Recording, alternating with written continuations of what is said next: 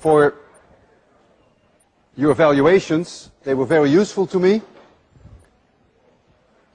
I already sent email to about 50 students, and I had some interesting exchanges with some of you. Many of you are very happy with their recitation instructors. That's great. Many are moderately happy. Maybe that's okay. But there are quite a few who are very unhappy with their recitation instructors. If you are very unhappy with your recitation instructor, you are complete idiots if you stay in that recitation. We have 13 recitation instructors, and I can assure you that it will be very easy to find one that agrees with you. You can come and see me if that helps. Some are better than others. That's the way it goes in life. Some students would like to see more cut and dry problem solving in my lectures. I think that's really the domain of recitations. Lectures and recitations are complementary. In lectures, I prefer to go over the concepts, and I always give numerical examples to support the concepts in a way that's problem solving. And I show demonstrations to further support the concepts, because seeing obviously is believing. I try to make you see through the dumb equations, and admittedly, my methods are sometimes somewhat different from what you're used to here at MIT. I try to inspire you, and at times I try to make you wonder and think. And I want to keep it that way. I believe that hardcore problem solving is really the domain of the recitations. Many of you found the exam too easy, and many of you found the exam too hard. Some complained it was too hard because it was too easy. Quite ironic, isn't it? They say, we want more math. We want more standard problems.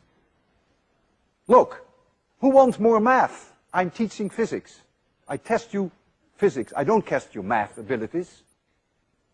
If you digest the homework, and that's very important, that you make the homework part of your culture, that you study the solutions that we put on the web. Today, 4:15, solution to number 4 will go on the web.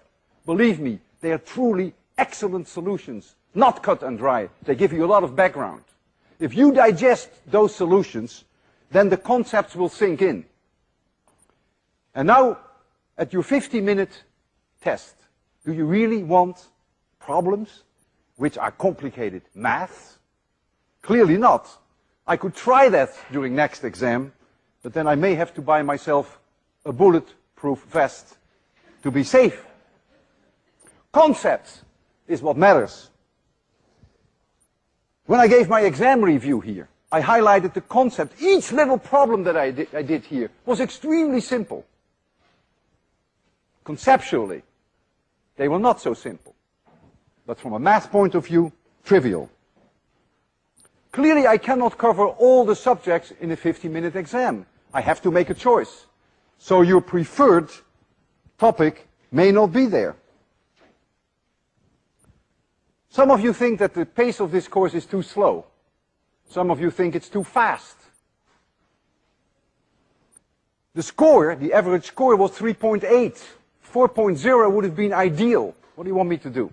I can't accommodate all of you, those who think it's too slow, and those who think it's too fast.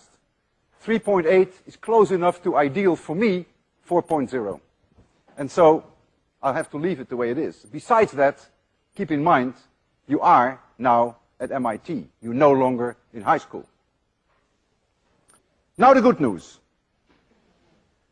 There were quite a few students who said the homework is too long.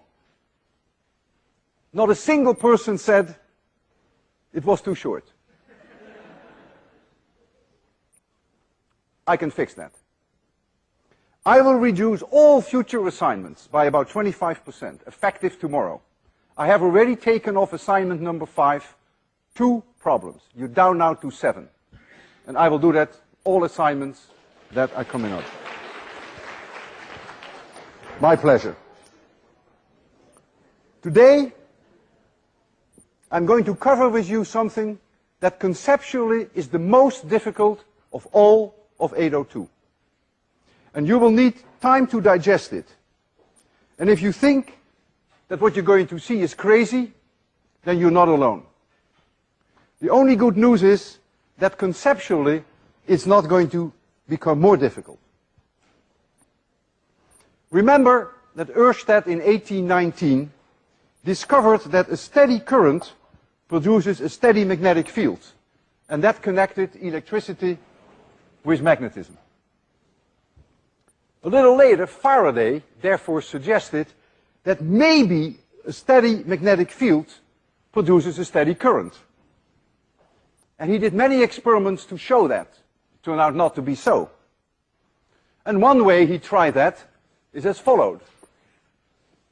He had here a battery with a switch, and here he had a solenoid.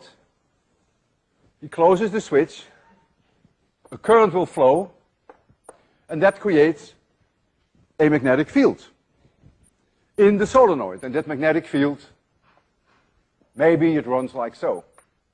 Depends on the direction of the current. And so now, he put around this solenoid a loop. Let's call this loop number 2. That was around the solenoid. And let's call this loop number 1, of which the solenoid is part. Whenever there was a current in number 1, he never managed to see a current in number 2. If there is a current going in number 1, there is a magnetic field. And that magnetic field is seen, of course, by the conductor number 2, by that loop. Never any current. And so he concluded that a steady magnetic field, as produced by the solenoid, circuit 1, does not produce a steady current in number 2. But then one day, he noticed that as he closed the switch, he saw a current in number 2. And when he opened the switch, again he saw a current in number 2. And therefore he now concluded that a changing magnetic field is causing a current. Not a steady magnetic field, but a changing magnetic field.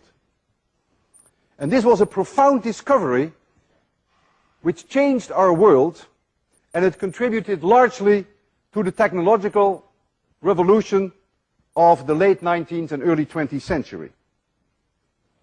A current, therefore an electric field, can be produced by a changing magnetic field. And that phenomenon is called electromagnetic induction. And that phenomenon runs our economy, as you will see in the next few lectures.